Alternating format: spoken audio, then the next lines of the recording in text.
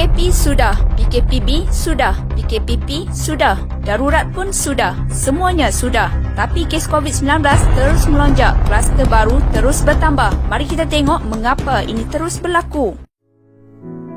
Pada awal PKP diperkenalkan pada Mac 2020, segala aktiviti harian sosial maupun ekonomi telah dihentikan. Peniaga tidak dapat berniaga, sekolah ditutup, orang awam tidak dapat menunaikan ibadah di rumah-rumah ibadat. Malahan pada musim perayaan juga disambut secara bersendirian tanpa menjenguk ibu dan ayah di kampung halaman. Kita sebagai rakyat Malaysia semua masih patuh dan bersabar. Kita menyangkakan panas hingga ke petang, rupanya hujan di tengah hari. Lengkuk yang mula mendatar kembali melonjak setelah Menteri Kanan Keselamatan Datuk Seri Ismail Sabri mengumumkan mereka yang pulang dari kempen pilihan raya negeri Sabah tidak perlu dikuarantin 14 hari. Keputusan ini mendapat kritikan kerana kes sedang meningkat di sana dengan 36 kes baharu dilaporkan tertinggi dalam negara. Ini diburukkan lagi dengan arahan untuk menutup pusat kuarantin di Maep. Sebaliknya, hanya menyuruh mereka yang berisiko kuarantin 14 hari di rumah sendiri. Bermula dengan itu, kes terus meningkat sehingga PKP kedua diumumkan pada 11 Januari 2020 dan perisytiharan darurat bagi mengambil alih kemudahan swasta bagi membendung wabak ini. Namun kes terus melonjak sehingga mencapai angka 5,700 kes pada 29 Januari 2021. Dengan penurunan angka kejangkitan baharu, SOP PKP mula dilonggarkan. Restoran dibenarkan menerima pelanggan dan sekolah mula dibuka.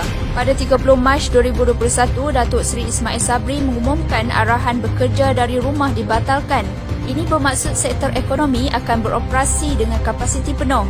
Ketika itu, kes masih tinggi iaitu 1,133 kes baharu di seluruh negara. Arahan itu menyebabkan kes mula melonjak semula sehingga mencapai 3,788 kes baharu pada 30 April dan belum ada tanda-tanda penurunan sehingga kini. Perlu diingatkan, semasa darurat diumumkan bilangan kes positif sebanyak 141,533 dengan 559 kematian.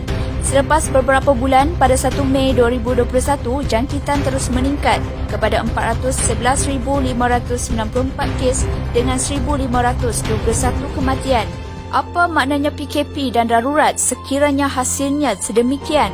Rakyat Malaysia begitu kecewa dengan urus tadbir kerajaan yang dilihat tidak serius. Lebih menyakitkan hati apabila wujud amalan double standard antara orang kenamaan dan rakyat bawahan. Saban hari rakyat disajikan dengan pelanggaran SOP oleh para menteri dan kayangan dengan tindakan dan siasatan berbulan-bulan, tidak seperti rakyat bawahan.